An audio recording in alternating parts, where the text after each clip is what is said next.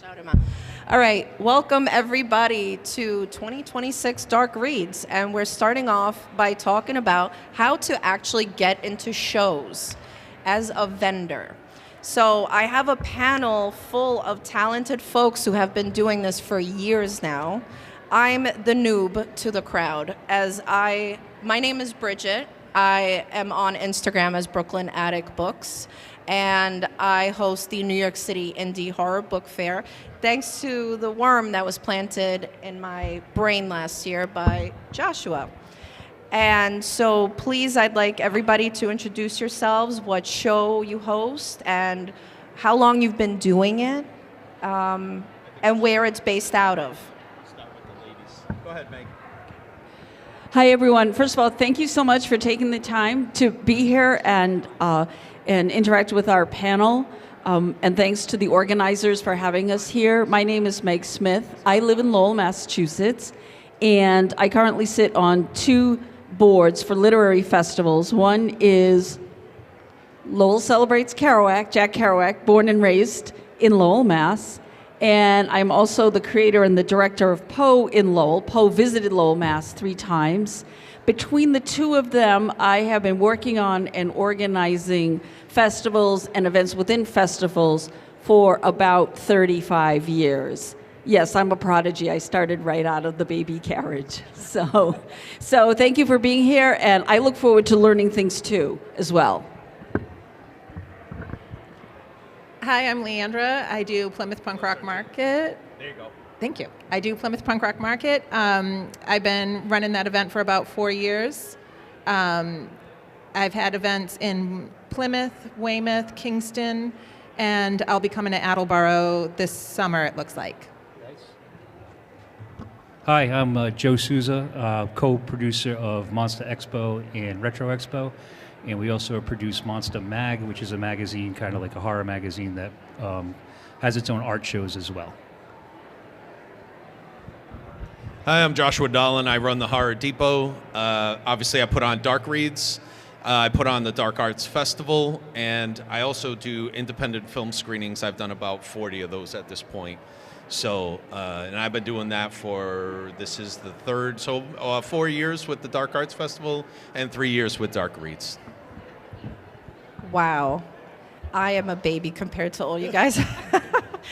I'm honored to be moderating this panel, actually. So I know why I got into it. It was because Joshua actually saw how connected I am to the literary horror scene and how many friends I have in the scene. And he said, you should be doing this down in New York City. So I'm doing it because it's for my community. It's for my peoples. We like to do things punk, and we like underground stuff. Why and how did you guys get into doing and hosting events? Because it can be very stressful, but there's something that hooked each of you to hosting these events. So what was that? We'll start down there. Sure. So I will tell you that for me, sort of my origin story with this comes by the fact, first of all, of being a writer and an author, and also being an artist and performing artist, and really being drawn to the magic of the creativity that allows you not only to walk your own path of creativity, but to meet, if you will, kindred spirits, people of a like mind. And to the earlier point, yes, it can be quite stressful, and what you sort of come to understand is that this is a commitment. This is the commitment that I have chose to make with my limited time on this earth, and that what really keeps you in it is when you see the magic in front of you, and you see the joy in people's faces when they come to your show or event, and that you are, in one sense, they are empowering you, and hopefully you are also giving them some power to express themselves, to say, yes, the things that you love and are passionate about are part of a community, and this community is here with you. And for me, both with Poe In Lowell and Lowell Celebrates Kerouac, these were two authors that are beloved around the world, that were elected by common people, all of us. And that's the spirit that you hope to give out, and also you hope that's the spirit that's poured back into you so that you can continue that journey. I'm originally from Taunton. I lived outside Philadelphia for 5 years, and I was a vendor at punk rock flea markets out there. And when I would talk about that with my friends here, everyone would ask, well, what is that? And it made me realize that we ought to have that here. So for a while leading up to moving back home, I had hoped to get one started. And that's what I did. We moved back home in 2021, and I started the market shortly after. And why I do it, living in Pennsylvania with no friends or family was really isolating, and I looked forward to vending at those events because it's important to be around your people. And we're all using the word community, and that really is what it's about, is connecting with like-minded people and being around your people. It's important. So I was actually working for a production company. We produced art shows out of Boston for about 20, 25 years. And then I was a full-time vendor and artist about 3 or 4 years before COVID came. So I knew a lot of the vendors, and we were doing a lot of the bigger, like the Comic-Cons and the bigger horror conventions that bring a lot of celebrities. And the biggest complaint was that they build these shows on the back of the vendors. They take the vendors and the artists' money, and then they promote the guests, they promote the celebrities, and people literally run by your table to get in line for celebrities, or they'd come up and they'd be like, I really love your artwork, but I already spent $300 getting pictures and autographs with celebrities. So after COVID was just about opening up, I was at a flea market, and I had the space to do a show, and we were talking about, let's try to do, it just kind of fell together, a small show, and the small show turned into a pretty big show.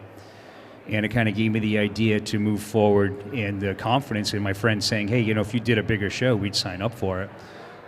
So we built the show with the idea that this is a show for vendors. We have very minimal celebrity guests, and if they do come, their autographs are usually always under $50. We promote our vendors more than the guests. We try to make a vendor show, because without the vendors in the indie horror community, you wouldn't have the bigger stars or the bigger movies and things like that. So that really needs to be nurtured, and I wanted to build a show where my friends and my colleagues would actually be successful. I was totally listening. So I got into it. Actually, I was involved in a podcast group, and I wasn't really into it. And what I did was we started doing pop-ups, and I had some special needs people that I knew that did art, and they could not get into any other convention. So I was like, you know what, I'm going to start my own festival, and I'm going to invite you to the festival. And that's how it started with, I knew a lot of people that just couldn't get into big shows. And they had a really hard time getting into other shows. And I tried to make a space for them within the horror community, kind of, with the Dark Arts Festival. It's a horror-based thing, but it's not. And I think I'm the first festival to have an all-abilities art class at the festival. That's important to me, as I have a family member with some profound physical and mental disabilities, and I want a place for him to go to hang out, be safe, and still be part of a great community. And when it came to the dark reads, I found the same problem. There were a lot of independent authors that could not get into other shows because they took bigger people first. And I was like, you know what? I'm going to do the opposite. I'm going to do a show that caters to all these new people and leave the big names out. And that's how I started. And it seems to be working because you're all here.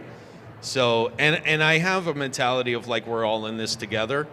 So a lot of my shows, I try to work with other shows for obvious reasons. I think if everyone shares a piece of the pie, it's better for everybody. And there's people in the audience that are brand new to shows, And if you're new to a show, talk to these people and figure out how to get into it. I just want to help people. Speaking of how to get into shows, what is the process for people applying to your shows? And what is it specifically that you're looking for in a first-time vendor that they stand out? What's your tip to them to stand out? Who wants to take that? Okay, so sure, I'll jump in. I'll tell you a little bit about the vending component, both of Poe in Lowell and Lowell Celebrates Kerouac. And I'll start with Poe in Lowell. I developed a Poe in Lowell pop-up shop that was intended to be a sort of a warm and a welcoming space that was also really, quite honestly, kind of a chill space. We know October can be a very ramped up month for a lot of us. What I look for that particular show, it is basically a curated show, although I definitely welcome folks approaching and applying and say, hey, I think this might be a good fit. I look for the independent artists of all different creative media, of artisans. I look for products and creations that sort of reflect the spirit of what Poe in Lowell is. So ideally goth related, and I look at the entire extended family of what that means. Horror, it's not really a place, say, for sort of visceral horror, if you will, but more of the sort of gothic atmospheric horror. It can also be fun. It can also have a sense of humor. And also I look for the indie authors, such as myself. So anything that sort of runs the gamut from items for decor, paintings, postcards, the unexpected, and again, something that reflects what the theme of Poe in Lowell is, and that it be around Edgar Allan Poe, and themes that are sort of related to that you would think about when you think of Edgar Allan Poe. In Lowell Celebrates Kerouac, we have had intermittently a small press fair. And anyone who remembers the 90s was sort of like this renaissance of and the rise of indie authors, of which we all benefit, I think, today, because that's sort of standing on the shoulders of giants, if you will. So we will have intermittently have a fair. My late husband and I helped to organize it with zines, with, again, indie authors. And again, the key to the enterprise there, and I think for any event, is does what I am doing, what I'm making, make sense within the context of what this event is and what's reflected in it? And that's really what I look for, people who will make the commitment, people who have something really beautiful that they have created to share, and that it is well wedded to the theme of the events overall. The process and what I look for. I have an application process, so I do my events one at a time. So my next event is April 18. After that, I'll release the application for the next event after that, which will be June 20th at Mayflower. I release the application on social media and send it to my mailing list the same day. So getting on my mailing list will get you that application. The events fill up in 24 hours. And for what I look for, it has to be on theme, like you were saying. So even if the quality is excellent, if it's not on theme, some kind of weird, whether it's gothic or music related or horror, vintage clothing, the subject is important, and the quality is certainly important, but what I'm trying to say is if the quality is great but it's not on theme, then it doesn't work.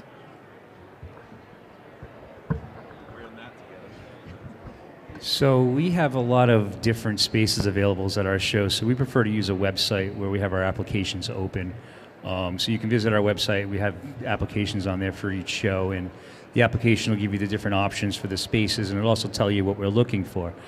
Definitely on theme. The first thing I look for is I don't want to have a vendor coming to my show where I know they're not going to do well, where I know it's something my customers are not looking for. I know who my customer demographic is for each show. I know what they're buying, and so after I figure out that they are a good fit for the show, that my customers would like what they're bringing, I looked at quality, of course, next. And most importantly, what did you send me? Did you send me a blurry shot of, one of your tables and I can barely make it out? Or did you take the time to really highlight your, work and explain it to me what it is? Are you taking this seriously? That's what it shows me. Like, if you took the time to take proper pictures, you took the time to properly write out the description of what you're trying to sell at my show, it's going to do a lot better than, hey, yo, I want to do your show. Check my beep out, so... presentation of when you're trying to get into the show. Present yourself as a professional person. We check out people's social media. We look to see if they're sharing other events that they go to, or they just kind of expect you to do all the work, because we're in this together. You got to tell people you're coming. You got to tell people about the show as well. So we look for people that do that. And then variety. We do not want the same thing in all of our booths. So we have a certain amount of, jewelry people that we let in, certain amount of fabric people that we let in. So a lot of times you could get turned down for a show and it has nothing to do with your artwork or your quality. It's just other people beat you to the spot, and hopefully the vendor relays that to you and you can come back next year and try again. So I'm pretty much all the same. I do a dark arts festival, so if you do sailboats and lighthouses, chances are you're not going to make any money, so why bother? I also look for professionalism. Same. I need nice pictures, a nice description. I also have a lot of special needs vendors. So I understand that their pictures and their descriptions might not be as good, but I also take the time to curate proper people there. I'm not just going to let anybody in who wants to do it. You know what I mean? I do have standards that I utilize. And for me, especially for the Dark Arts Festival, I have really strict guidelines. Like, there's no AI at all. There's no 3D printed at all unless you paint it. If you're sending me pictures of 3D printed stuff that's not painted, don't even bother, because I have real artists there. And I also, if you have a reputation for being a not nice person, my show's not going to be the show for you. We all talk. So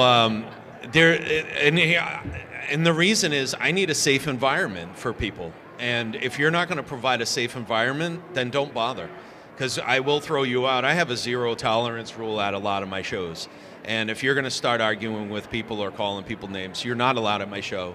Get out. End of story. There's no arguments. There's no nothing. And I do it myself. I do. I've done it before. And you kind of have to. I don't want to be a mean guy.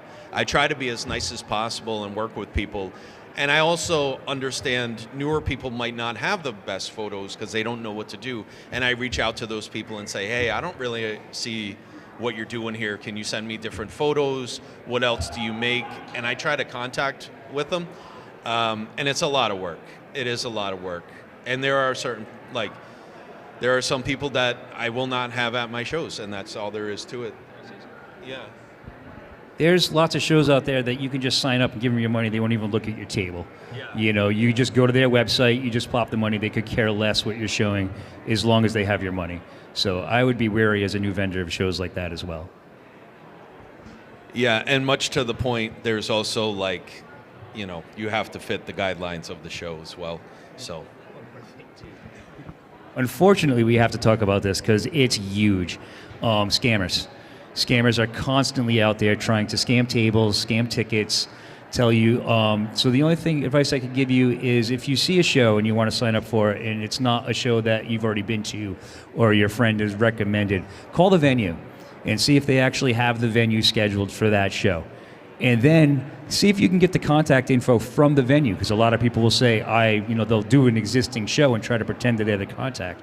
The venue should have no problem giving you the producer's name. So do your due diligence, because there's a lot more scammers than legit shows out there these days. That's also true. That is very, very interesting point. That's something I I haven't didn't come plug across. my next show. October 11th is the Dark Arts Festival, by the way. I totally forgot to say that. Yeah. Okay, so well, we have like 5 minutes left, and you guys kind of threw out. My next question would have been, is like how to not get invited back, but let's not open up that can of worms because you guys kind of opened that can. But because we have 5 minutes left, what is it you want to leave people with? Number one, and number two, what is your next event? Okay, so a little bit of next event news. The Lowell Celebrates Kerouac Festival takes place the Columbus Day weekend in October. And by the way, that comes from a quote from Kerouac when he says, everyone goes home in October. So Lowell being his hometown. Poe in Lowell this year will be October 16th through the 18th. And what I always hope that people leave with from both of these events, or any events really, is that, first of all, that they've had an experience that they can fall in love with and that falls in love with them. And they come away feeling like this was really great. This was really magical. And I was not only a spectator of that magic, that I was part of it. And that, in my heart and in my core, is what I always hope and strive for everyone to leave with in any event where I am responsible for organizing and producing. And I'll just quickly say, I also sit literally on the other side of that table because I'm an author and an artist and a vendor myself. And a lot of the points here, all the points really are really excellent. And I think for anyone to take the heart, I think it's fair to say we all do this because we really love it. Otherwise, we would just stay home with our Chex Mix and YouTube videos of Ochi Sesame Street. But thanks for helping us get out there and be a part of something truly magical. My next event is April 18 at the Kingston Collection in Kingston, Mass. It's inside the mall. I got 90 vendors, 2 food trucks, live music, and Widowmaker Brewery will be there. You can get a beer and walk around a mall with it and shop 90 vendors. Did I get everything? Food trucks, live music? It's awesome. Thank you. It's a good time. Yeah, and that's what, thank you so much. I appreciate that. But what I want people to get out of it, was that basically the question? Something like that? That it's a good time, and the, like I said before, being around your people, that it's a place that that you don't have to tone yourself down, and nobody's judging you and looking at you sideways. It's like you can let that flag fly. Yes, it's a place for that, for sure. So our next event is Retro Expo. It's more of a Comic-Con trading card family event that's in Tiverton, Rhode Island. That's actually next Saturday, about 25 minutes from here. And then we have Monstahxpo coming up, which is our horror convention. That's April 24th and 25th this year, I believe. And that's in Fairhaven. Basically, as an artist myself, I want to inspire people. I want people that come to my shows to be inspired, whether it's to be with the safe crowd that they're with, whether it's to maybe take the step to do a show themselves, to go home and create something, to go home and watch their favorite horror movie, to just, make them feel part of the community and welcomed. And like everybody says, you found your people, because that's really what it's about. You have a family feel when you step into some of these events, and that's what I'm looking for. So mine is October 11th is the Dark Arts Festival. It is at the Rhode Island School of Design and takes over a little bit of downtown Providence. So I have maybe 100 artists and authors and makers of all kinds there. There's going to be a drag show. There's going to be food trucks. There's going to be an all abilities art class again this year. This year I have a medium there. Every year so far I've shown a short film from an adult with a disability, so I'm probably going to keep that going. And yeah, I try to make it really open to everybody and let your flag fly, right? It's one of the few events that caters to anybody and everybody that doesn't fit in somewhere else. You are totally welcome to be yourself, and no one really bats an eye at it. So I try to strive for the same thing, like just a decent, safe environment for everybody. And my next event will be in New York City. It will be on June 20th, the Pride New York City Indie Horror Book Fair. And with the book bans revving up across the country, we decided with the Queer Horror Book Club that it is important to create this space. And that will be at TVI in Ridgewood, New York. And I want to thank everybody. You guys are my new best friends. We're now best friends. Thank you, guys. Thank you.